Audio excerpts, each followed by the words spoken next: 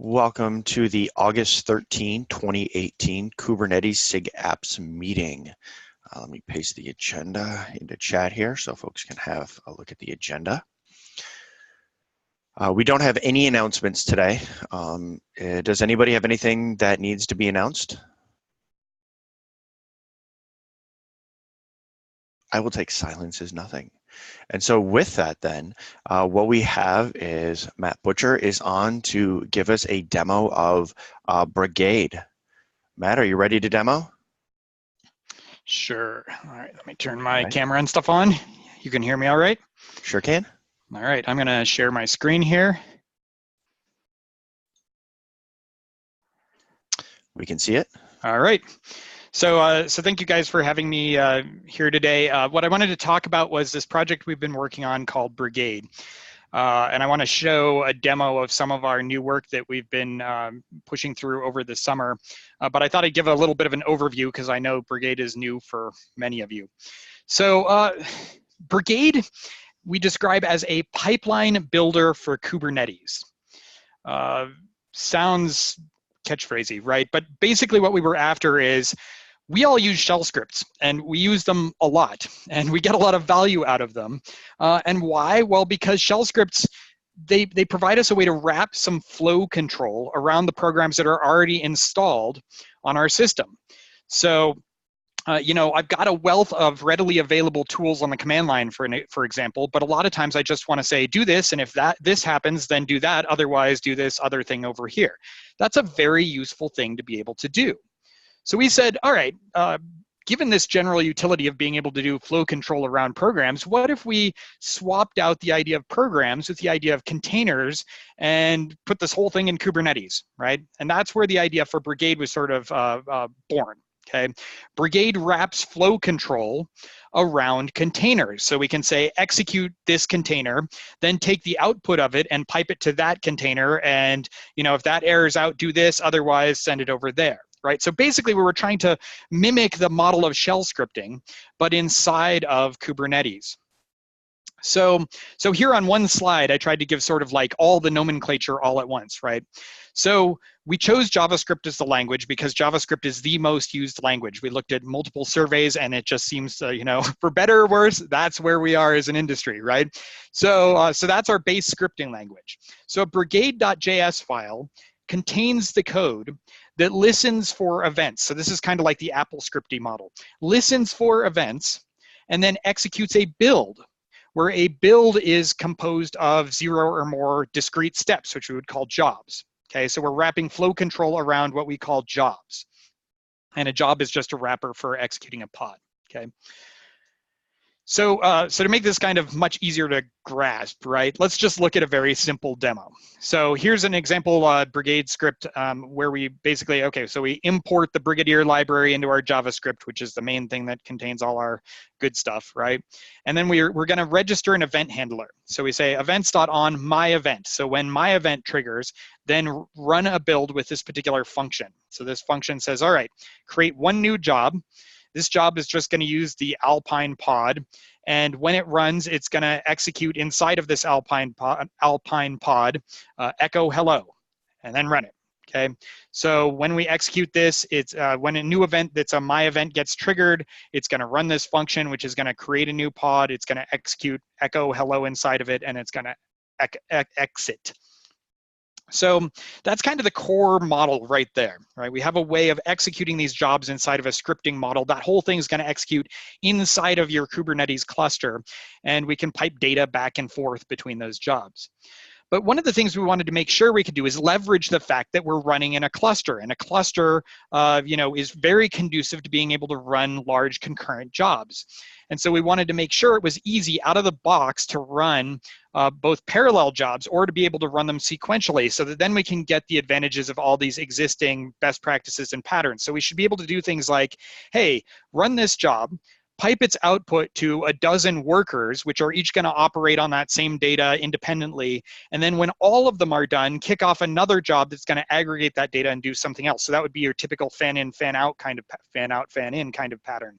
And Brigade is designed to be able to make this kind of stuff very easy to do. In fact, by default, things will run in parallel. But here's a little example that we can look at of running a couple of things sequentially, okay? So I've got two jobs now in this case. Job 1 and job 2, okay? 1 is gonna echo hello and 2 is gonna echo goodbye. Now, clearly I would prefer that I said hello before saying goodbye, so I'm gonna run these in sequence. So I'm gonna import this group library. Oops, there's a typo there. It should be group, not groups. I'm gonna import this group library and I'm gonna run each of them in order. So that last line there, group.run each J1, J2 is gonna say, run the first pod until it exits successfully, then run the second pod. So we can see already that this idea of being able to run in sequence or run in parallel is sort of just a built-in fact of Brigade. Okay, so that's kind of the big notion of how we script Brigade in general, right? But how do we trigger those events? I said that this was an event-based system. So the idea is something happens and Brigade gets notified, hey, this event triggered, and then it spins up your script. So we use gateways to do this. And a gateway is basically something that takes an external stimulus of some sort and converts it into a Brigade event. So we can talk about like a cron job gateway, which we have, that basically says, hey, every time it's noon, run this. Okay, but we also have more sophisticated ones. So currently we've got stuff like GitHub, Bitbucket, GitLab gateways. That's 3 different gateways that convert like a pull request on GitLab into a Brigade event or something like that. Then we've got some to handle this sort of current generation of cloud events, right? So cloud events itself is actually a spec, event grid, things like that, where your public cloud or your private cloud will emit an event and this gateway captures it and converts it. There's some for Kubernetes, so we can convert, like a pod failure event to trigger some particular Brigade script, and generic webhooks and so on, right? Basic idea was it should be easy to create gateways, which merely have to listen for one kind of stimulus and convert it into a Brigade event. And then Brigade itself is fairly generic in how it handles all of those. Okay, so all of that was set up because what I wanted to show today was this gateway we've been working on that's sort of our next generation of the GitHub gateway. So for those of you who follow GitHub's recent developments, not too long ago, they introduced a new set of webhooks called the Check Suite webhooks. And these were designed to make it vastly simpler to run checks on incoming PRs and push requests and things like that. And then run and then display inline inside of GitHub the results of those checks. So let's take a look at that here. So I've got this old piece of code. It's called Zolver. It was an old, kind of like a Saturday afternoon kind of project when I was bored. And I just was kind of tinkering around with it a little bit and found all kinds of little tiny formatting errors and things like that I had made a long time ago. So I was working on this code here, and you can see I've already staged up a couple of different changes. And I'm already on a branch, my example 4 branch, right? So I'm going to go ahead and commit this and push this up as a PR into GitHub. So I'll commit that, fixed some formatting issues. Now I've got a DCO check, so I want to make sure that I sign off on this commit when I do it. So I'm going to choose commit staged signed off. And there we go. And then I'm going to push this up to the server. Yes, I want to create that branch. So it's going up there and pushing, and here we go. I see my new push come up here. I'm going to create a pull request off of that, and there we go. All right. So at this point, I've pushed up that pull request, and it's going to kick off my an event through that'll pipe from GitHub on through to my GitHub gateway app for Brigade. And we can see that some checks already kicked off here. We've got 4 different checks that just kicked off immediately. So here's where the new GitHub thing comes in. I've got this new checks tab up here, and I click through this, and this is my detail viewer to see the checks that are running. The DCO one passed already. Let's go take a look at that. Okay, so the DCO check succeeded because it could tell that I had signed off as Matt Butcher. We saw that when I chose that off of my commit menu there. Looks like while we were looking at this, the test one passed. So I can go in here and see the output of it running my unit tests. The coverage one is done. Coverage isn't a pass-fail one. It's kind of like just an informational one. So we get this gray square instead of a green check mark. And it says that my unit test is pretty bad. I've only got 28.9% test coverage on this library. So now I know what to spend the rest of my time committing on here. And then this style check is going to run for quite a while because it's a really big test. I'm hoping that eventually it will pass though. But we can see why, because I've got a couple other PRs here. Let's go take a look. Here's a PR that failed, okay, running through that same kind of thing. So it looks like coverage, DCO, and tests all failed. So this was not a very good commit here. And if I go in and look at the checks, I can see why. So here's the DCO tab. Oh, my commit message, I didn't sign off on it. So it shows me what my commit message is. It says it's ineligible for merging, and it tells me where to go to learn more about what a DCO is and why I need to sign off on it. I click over here on the tests, and I can see that the compilation file failed down here because of an error, and the coverage is going to fail for the same reason because it couldn't compile.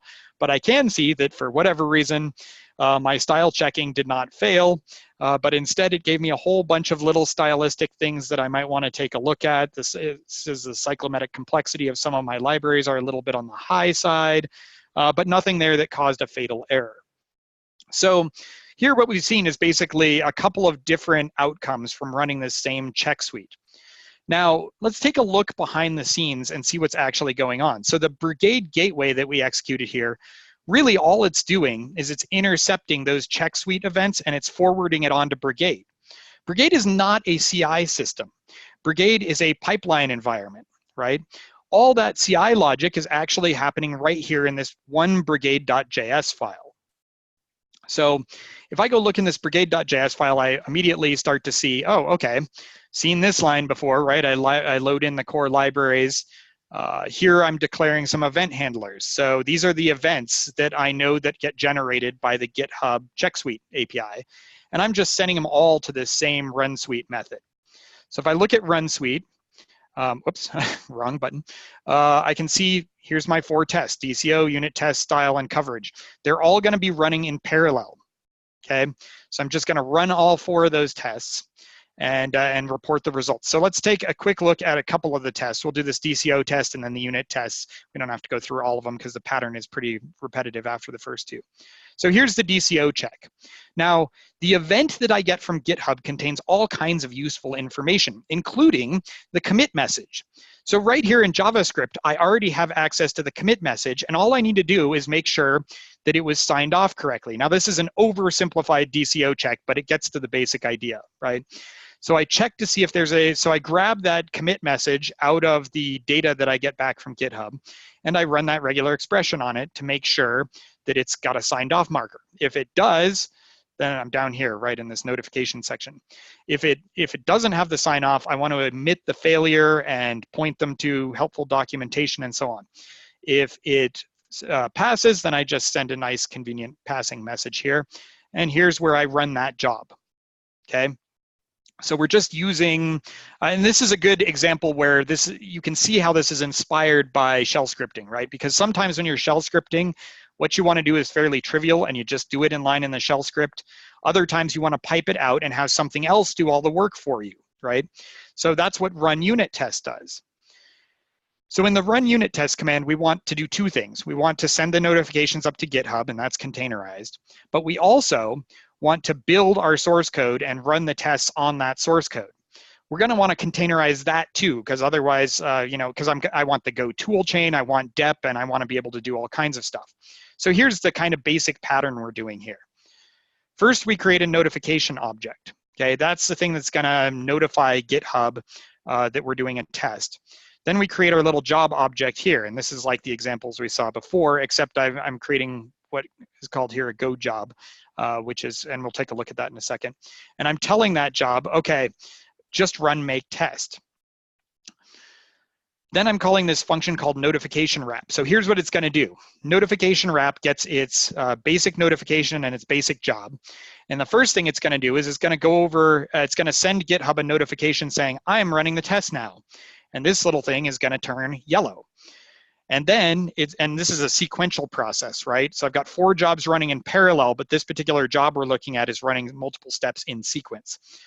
So it's going to go send that notification, turn the GitHub.yellow, then it's going to execute make test inside of the target environment, and it's going to wait around while the tests run. And then when the tests run, it's going to check whether they're successful or not. And if they're successful, it's going to come back and notify GitHub. It's going to change it to a green checkbox. Otherwise, we're going to get output like this where it says it failed, and here's all the stuff that just went wrong. Okay. So we can see kind of the high-level pattern that is emerging in this particular script, right? We've run a bunch of things in parallel. Inside of each of these functions, we might call several things in sequence. This style test actually runs a whole bunch of stuff. But that notification wrap function isn't something that's built into Brigade. Again, the idea is we give the primitives to allow you to very easily be able to extend things. And so this notification wrap is actually just one little function that does some asynchronous processing and says, okay, create a notification, then run the job, then capture the logs, then notify GitHub that we're done, okay? And likewise, that go job down here is actually just a class that extends job. So what we tried to do with this JavaScript idea in Brigade was make it so that scripts could be as simple as the stuff we looked at to get going. Right? And oftentimes my scripts actually do look like that. There may be like 2 or 3 jobs that get triggered because of a cron event, right? Or 4 or 5 small tasks that I can just chain together with async await kinds of stuff. But we can also build increasingly sophisticated stuff. So this one here that we're looking at is probably mid-tier in the sophistication category, right? This is what you'd consider a decent sized shell script. Because it does a lot and it wraps some things in functions, and we create ourselves a little bit of a library. But you could get even more sophisticated and include external JavaScript libraries or write your own libraries and have them loaded in or break this down into multiple files. So really kind of the sky's the limit as far as how complicated you want to get. But the important part is that we were attempting very vigorously to create an environment in just like shell scripting, where you can do some fairly easy things in a fairly easy way, but then build up from there to meet your level of sophistication. So I wanted to show off that new gateway because I think GitHub has made a major step forward with this check suite functionality and making it very easy to kind of report and collect data and stay within the GitHub interface without having to log into another system. It actually does give you a hook so that we could even go and view the rest inside of our own Kashti viewer, but the data we'd see there would be largely redundant, so I'm not even going to go over that.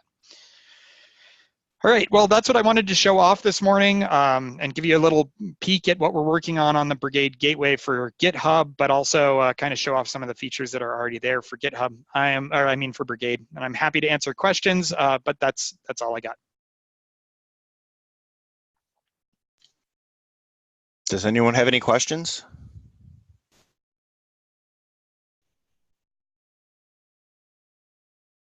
Can you share that presentation material in the minutes? All right. I do have a question. You said this is a gateway you're working on. What's the status of the GitHub gateway, and where can I? So the generic GitHub gateway came out as part of Brigade 0.1. So it's been there since the beginning. About partway through, when this check suite API came out, we decided we wanted to kind of pivot over and use the check suite function. So we have been hacking on it, and that's the result of our hacking. We're going to open source that as a separate project and then deprecate the older GitHub gateway. I think that's kind of our current plan, unless we can figure out a clever way to kind of merge the two together. And we saw the check suite events here. The existing GitHub gateway works more on the pull request events that GitHub sends, but also on comments and tags, and all of that feature set will be preserved going forward as well. Okay, no, it looks interesting. I'd like to actually play with the check suite. That's why I was asking about it. Yep, it should be very soon. Does anybody else have any other questions?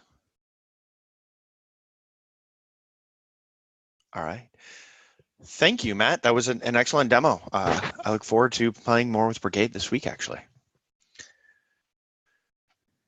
All right, and so back to the minutes.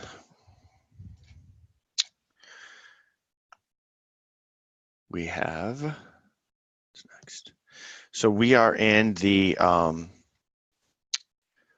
developer tools bi-monthly, where we've been discussing developer tools, which is actually part of the reason that we have this going on. And so with that, there were two things here listed, and if others have things, we can continue to discuss them. But the first one was, is anybody using, I don't even know what this is.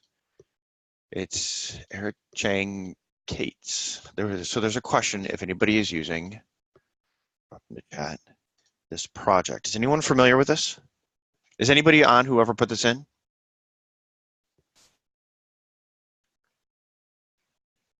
So this is a, so for any of those of us who've worked with Client Go, we know that its API is always changing, and they do increment the major version, but in the last year it's incremented 4 times because it's always changing. And this is a simple Go client for Kubernetes. It's tagged as a slimmed down Go client generated using the Kubernetes protocol buffer support. It behaves similarly to the official Go client. But only imports 2 external dependencies. Ooh, it has get, list, watch. Why is the question, actually? Is anybody actually using this or familiar with it? But there is like, okay. From what I remember, I think it's used, we use it in what we call tectonic Prometheus operator, which is now OpenShift monitoring operator, but it's mostly like. What's your experience with it? Do you know? None, actually. Okay. Just import it and use it as a small client to interact with the server. Okay. Yeah, I see they have not upped the version for Kubernetes 1.11 yet. 1.10 seems to be the newest supported version, if I see that right. I could be reading it wrong. But no, so for anybody who's interested in this, Kubernetes Client Go, it can be difficult to work with, especially for a lot of simple circumstances. And this may be an alternative. I would suggest anybody who's not familiar, go take a look at it and see if it works for them. Because a slimmed down client is something many of us have been talking about for a while, including folks who work on API machinery, because Client Go is just complicated and it shifts with the internals of Kubernetes, and that can be hard.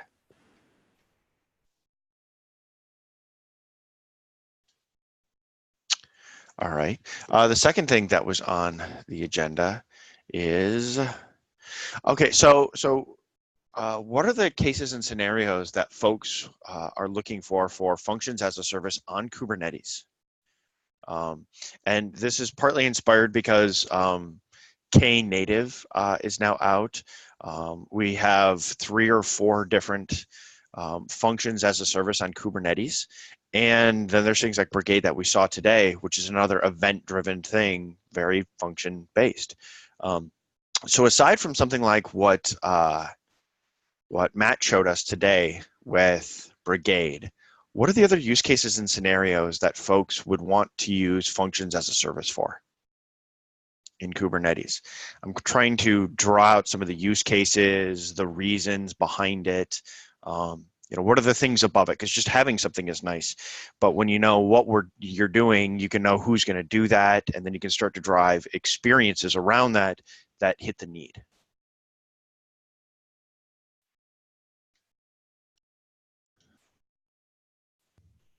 Does anybody have anything? I could volunteer at least something. Yeah, please. So I think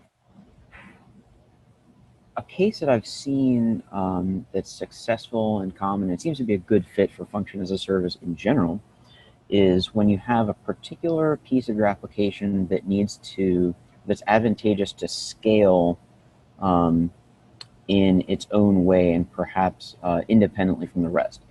For example, you have humans who are submitting videos that need to get transcoded, or documents that need to be sent through OCR, something like that, where you want to be able to isolate that. Maybe it comes in bursts. You want to be able to scale up and down your capacity just for that portion of your application because it's so compute intense.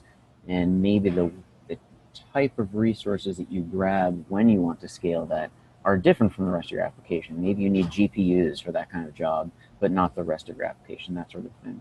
In that case, it can be really advantageous to isolate just that job into a function as a service or something similar and be able to scale. And of course, Kubernetes, if you're running your own infrastructure, is a great way to do that kind of scaling.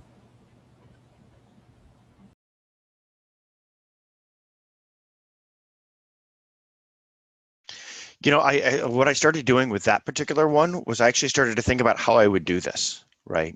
And so part of me says, would I do this within a container, or would I have wrapper logic around it using something like Brigade? Like, how would this function work, and what kind of environment? So if I were going to do something like media transcoding, I need to have the media transcoder. So I'm either calling out to a software as a service, which I could easily do in a function and then wait for the media to come back, or I'm going to have an image somewhere that's custom that has the media transcoding material on it, something like FFmpeg, right? And so now I've got a custom image. So it's not just a function that does that work, it's other extra supporting material. And so if I'm saying I'm doing this on-prem and I'm doing it in Kubernetes and I'm not calling out to a SaaS, wouldn't I need something like, well, in this case, like Brigade, that wrapped it with logic and then called out to a job, to an image that had that material in order to do that? Or is there another way I could just nicely wrap that in a function? I guess I'm thinking next level, like, what would that be like? I think one thing that FAS allows, or at least that the paradigm allows, that people really like from a cost perspective, is pay for what you use or bill for what you use, right? Like, I think that's the real enabler, because ultimately capacity right sizing is a problem that we try to solve within core Kubernetes as well, with horizontal and vertical pod autoscaling, various cluster autoscalers for the underlying infrastructure in order to turn up new images as you need additional capacity and release them as they're no longer used. So I don't think FAS is really, from that perspective, new to the paradigm of right sizing. But the idea that we're going to meter individual functions and try to build back based on those, and the ability to do that inside of Kubernetes using something like native or OpenFAS, if you have a multi-tenant organization that is using the same compute, would be a real value add. That you can do that with containers, but it's kind of different. And then maybe developer agility, right? Like, if you're using a deployment to turn up a bunch of applications, for instance, you can incorporate a horizontal pod autoscaler in order to scale that deployment up and scale that deployment down based upon like either CPU duty cycle or memory utilization, like either the length or the width of the shape of the pod. But with a FAS, it's an easier tenant, like it's an easier unit of tenancy for developers, I think, to think about, right? Like, I write this function, I deploy this function to the cloud, the resources get handled for me, it auto scales up and it auto scales down, and I don't even have to think about the underlying Kubernetes constructs, right? Like, it's a layer of abstraction even on top of that. Yeah, I was going to kind of plus one what Ken had said as well, and was going to say, I mean, when Red Hat, there's a lot of customers, and what they're looking to do is really to unify kind of their entire compute platform. And so when they really love about the functions as a service is the ultimate flexibility in the end user consumption. So the idea of, it's almost like you think of it, the promise of the cloud, in a sense, like, here's my code, I have something running back, you know, and I don't really worry about the details. There's some of that aspect of kind of ease of use thought of it, but really the ultimate in flexibility, because when we talk to a lot of people who are running these data centers, they get more and more pressure to reduce cost, have ultimate flexibility, and then they have lots of things that are just sitting there consuming a ton of resources, even though they don't really need it. We're all familiar with this problem. And so that kind of ultimate flexibility of scaling when it needs it and then going away when it's not there, and also using the same platform as it would for even GPU workloads as well as some other pieces. It's sorts of consistency. You don't want to have admins that have to know and learn multiple systems in the back end as well. Yeah, so in some ways, what we're talking about here, I think, is a good way to put it is the scale to zero problem. How do you scale stuff down to zero that's just not in use, right? Because then you don't have to end up paying for it, even if you're in an on-premise data center. So I think that's where folks, but that's in many ways more maybe serverless than functions as a service, but I think it gets into the same place. So it's a different cost model for on-prem deployment than cloud, right? Like for FAS and auto scaling, if you have cluster right sizing, you could in theory scale your clusters down to 0, and depending on the bill model for the actual control plane, you're definitely reducing cost.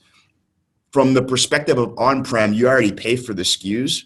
So if you're paying for the SKUs, the best you can do is utilize them as much as possible. And over time, when you make your next purchase, potentially make a smaller purchase for the number of SKUs you have for your data center because you have better utilization. Yeah, but it ends up getting you a better utilization model, which is where the cost comes in on-prem. It's really about utilization there. And even in public cloud, it may be a slightly different billing model, whether you're on-prem or not, but everybody ends up having to bill back, and end users want to pay for the least amount they have to in order to get the most out of it. And scale to 0 of your stuff kind of helps with that. But, part of this I'm thinking of as users, because we're talking about developers today, right? When a developer wants to do stuff, where is their interest, right? Just having all of these bits and parts together that they have to go deal with is separate from the kinds of use cases and the ways they'd want to do it, which is why I kind of dug in a little bit on something like media transcoding or OCR, because if you actually get to it, you're not going to do the media transcoding inside of your function, right? You need other blocks there to help you do that. I've never seen a JavaScript function that can do the media transcoding. You're always calling out to some external thing. Now, if I were in AWS, I'd be piecing these parts together, right? And then once those parts are pushed together, this is just another step that says maybe call off to, say, AWS's transcoding service, and then use that and then put it where I want it, and it's just the intermediate logic, right? But if I'm bundling all of this up inside of Kubernetes and maybe not calling out to the transcoding service, right, then how would I do something like that? I'm not going to bundle everything in a function.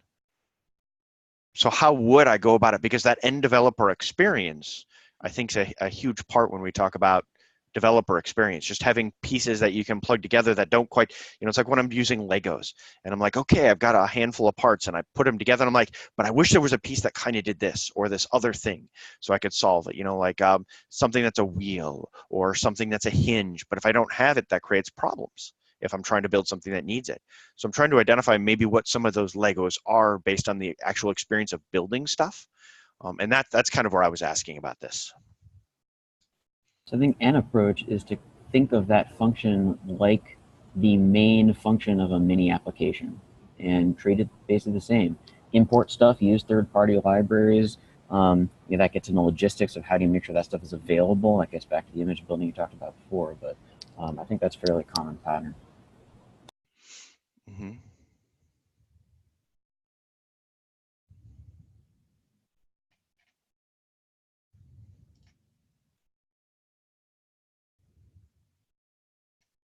So we drilled down on that. Are there any other scenarios that folks, besides like right sizing workloads and certain use cases where you need to scale differently from maybe the rest of your application, like media transcoding, which I've used a lot? Do folks have other situations that they see using FAS for, or know of customers or folks you'd want to use it for?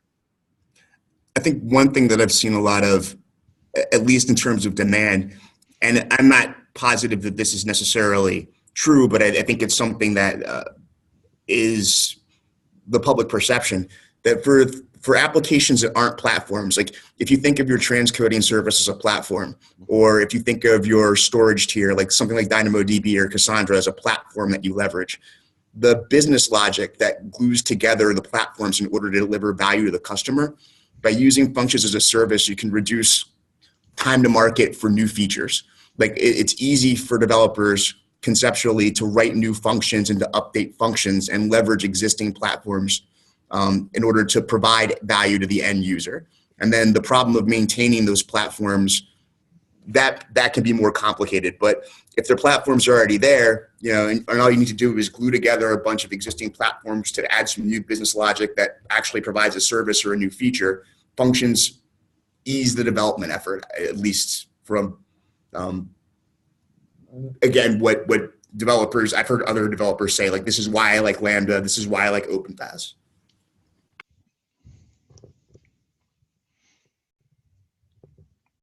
All right. No, thank you.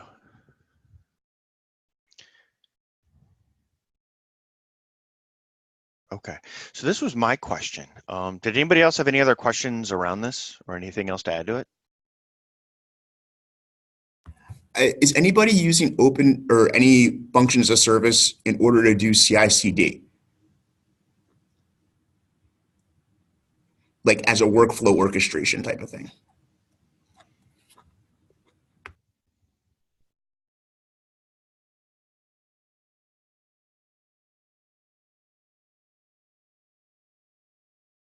I think it's a good idea, and I can see definite use cases for it.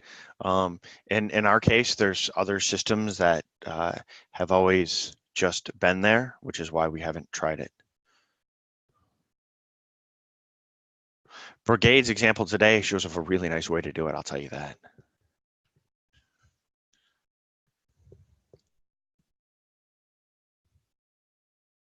And I'll tell you, I'm doing some work on the upstream charts repo coming for Helm.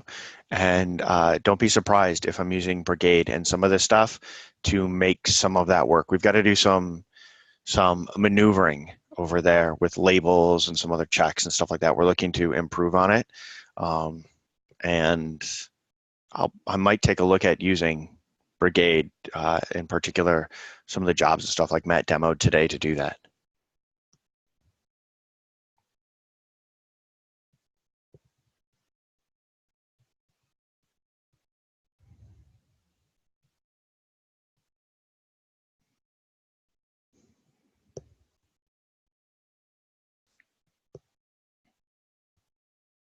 Okay, I think with that, we're done with that part of the discussion. So we've got a little bit of time left, and we've got open discussion here. Does anyone have anything that they would like to bring up to discuss?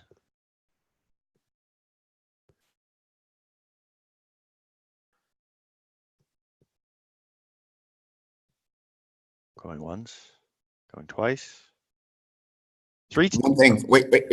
Okay, Ken. So there is a email to the SIG Apps mailing list earlier today, I think from Tomas. Yeah. Requesting that we do have like more workloads API discussions. And we really haven't had too many in a while, but that's also because the workloads API has been a little more quiet since it went GA. Is that something that people are amenable to? I mean, maybe we're like, one thing that's probably clear is that maybe we're not discussing the API enough if there's more of a demand and we're not meeting it. Does anyone have any thoughts on that? I think it makes sense there. The area that we probably do need to talk about more that might be able to help move some stuff along is cron job the only one that's not GA? Cron job is the only one that's not GA right now. There are some other discussions that we might want to have about job, which, I mean, a lot of this happens on GitHub as opposed to like spending dedicated time inside of the SIG. But so, I mean, one thing that I was kind of thinking is that like we have 20 minutes right now, for instance, right? And it's not like we're usually so pressed for time that we don't have time to talk about it. We usually do have at least 10 minutes for open discussion at the end of every meeting. I mean, it's very rare that we're running so tight that we can't fit it in. I don't think it's a bad idea to dedicate time bi-weekly as was proposed, but it's also not clear to me that we don't already have enough time to bring up specific issues as necessary and just put them on the agenda. So I'm just kind of looking for what, you know, our members want to do.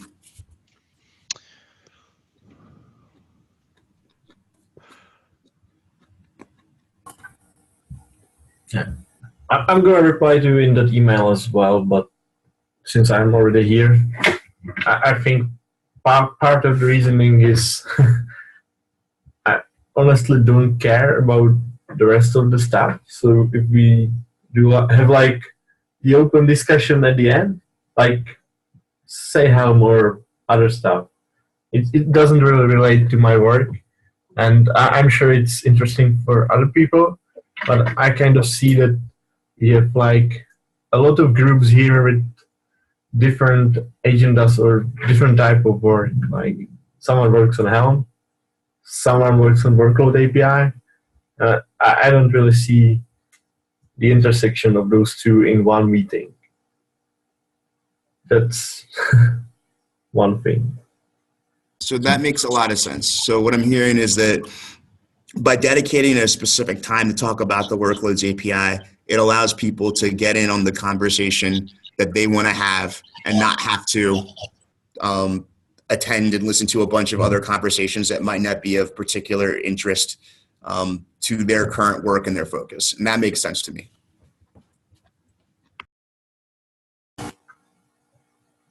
Yeah. One thing that came to my mind is I don't think the small issues someone like I don't feel people feel comfortable to put like the small issues we should talk about in the workload APIs to the agenda when there are all the other folks that probably don't care about that as well. I think it goes the other way. Right. It goes both ways, right? Like other people who don't want to, who want to drop off or whatever, and aren't interested in the like minimal features, aren't forced to listen to us go into detail about the semantics of job termination. Yep.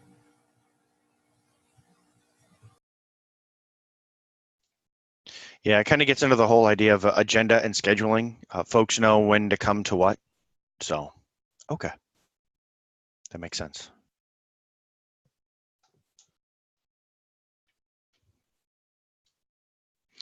All right.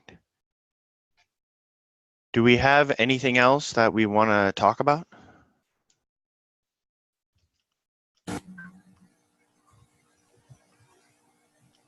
So there's actually a proposal for hooks for workload objects, which I am trying to get review for month and a half, I think. Yeah, almost 2 months. So if I can get someone to look at it, it would be great. I guess people are on PTOs and stuff. Is it the same? Is it the same proposal that was opened a while ago, or updates to it?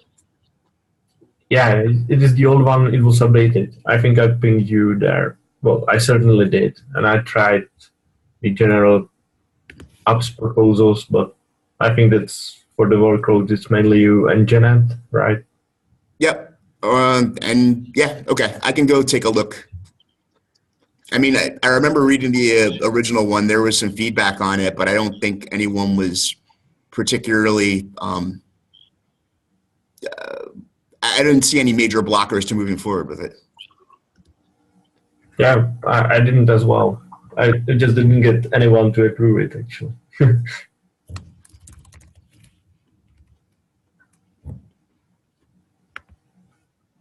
Thanks. Am I who's assigned to it? You are, Janet. Interesting. I'm not sure who else I did assign there. I was trying to get the. So something's weird. Am I assigned issues and pull requests? All right, I'll figure it out.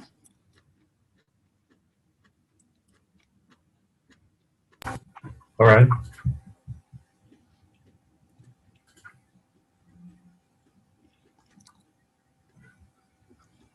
Okay. Yeah, you are assigned there, and Janet. I am. I see it now. Okay. All right, cool. I'll take a look too. Oh, hi.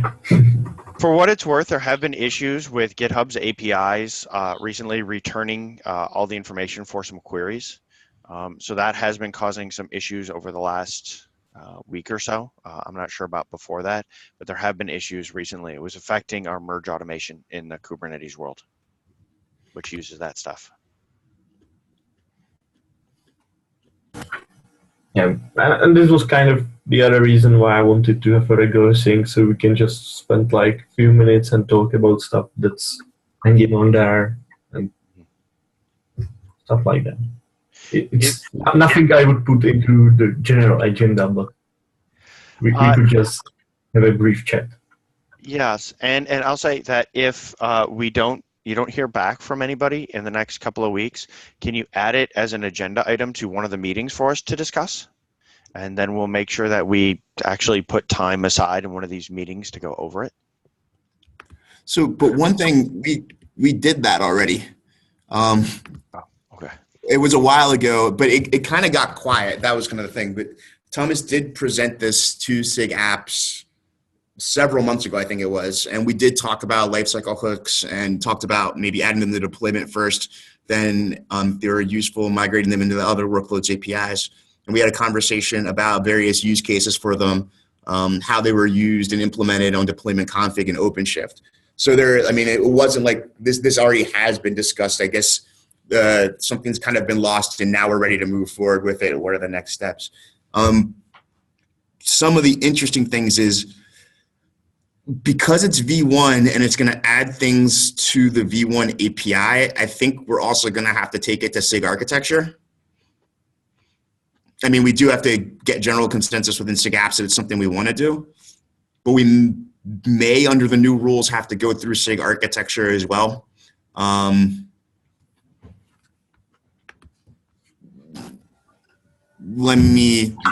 can try to figure it out. Yeah. We need SIG architecture for optional fields in V1. So technically, any field that we're going to use, I believe the new rule is any field that gets added to a V1 API has to get SIG architecture approval for optional. Yeah, there is an API reviewer subproject under SIG architecture that needs to sign off on it before it can go in. So a presentation needs to be made and they need to do sign off.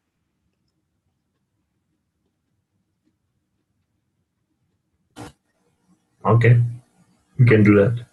Sure. I mean, yeah, I don't. So let's get consensus first in our group, and then we can go to SIG architecture. Yeah, I don't. So the thing is, I don't think this is actually doing anything. The way this is implemented, it's not like it's basically 100% backward compatible. The kind of problem we have is they don't want to add annotations that get promoted to fields for alpha, right? It's kind of like the annotation promotion is deprecated, but we don't have a way to add optional fields to the API yet. The API machinery is working on that. So it's like in the interim, I guess what they're asking for is to get approval for the fields that we're going to add to V1 objects and make sure that as we promote them through the API, we stay consistent and don't cause backward incompatibility problems between release versions of Kubernetes. It's kind of gotten really, people have gotten really sensitive to that. So is that related to the fact that you need to default all the versions back? But no, actually that's for changing existing fields. Yeah, what people are doing now for alpha annotations is stripping, or alpha fields, is stripping the field out of the storage format prior to persisting it inside of the API server. So basically when alpha is enabled, you can't store any of those types, even if you use the API. Brian's main concern is that when you add these types to the types.go, it does appear in the Swagger spec, so, and the discovery APIs. So from a discovery standpoint, people can actually take a look at it, even though it can't be persisted into etcd. And that could cause weird client interactions. So, I mean, it's just something like we were discussing this with respect to the various pod proposal for different isolators like gvisor and Creo and so forth, sandboxing. They got the same feedback.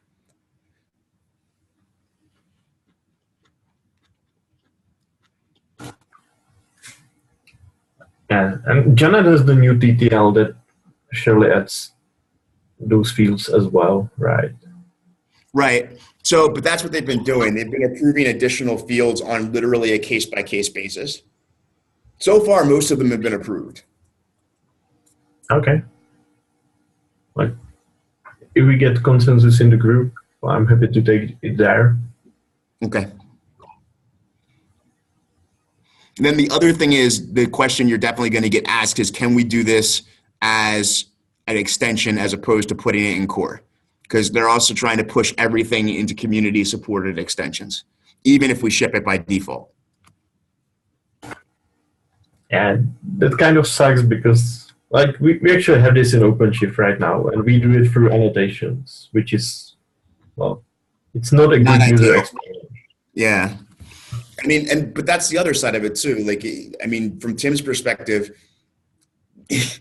no one is happy about having anything that users interact with stored as an annotation, or anything other than like a simple string or numeric value stored as an annotation, because storing JSON blobs as annotations is a really awful UX, right? So yes, no one wants to do that. The question is like so for the sandboxing, for instance, they're trying to add a field to pod that Kubelet would consume in order to implement the sandboxing. But the majority of the API, they've been advised to implement as an extension that would be sponsored by SIG node, kind of the same way the apps resource is, and that may ship with Kubernetes by default, but isn't being developed in core. So if we're not going to take that path, I think we need to take a look at making sure that's not an option, and then having a good story about why we want to do this in core. And I mean, it's very tightly coupled to the controllers. So to me, it's like, from my perspective, I wouldn't see this as a good option to do as an add-on project, but we might get feedback from SIG architecture that we need to. So I mean, at this point, earlier rather than later, we should start considering taking the API to SIG architecture and seeing what their feedback is. yeah.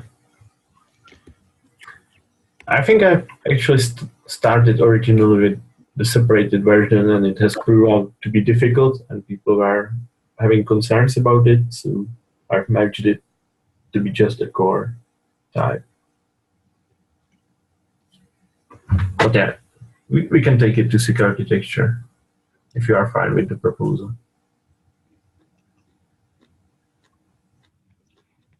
Okay, we can follow up. There are no significant. Well, we can talk offline. All right, thanks. Thank you. Yes, and come back and bug us if we don't get back to you. All right. We have just a few minutes left. Did anybody have any other open agenda items they wanted to talk about? Any other open discussion? Going once, twice, 3 times. Thank you, everyone, for coming to SIG Apps today. Have a wonderful week, and we'll see you all back here next week.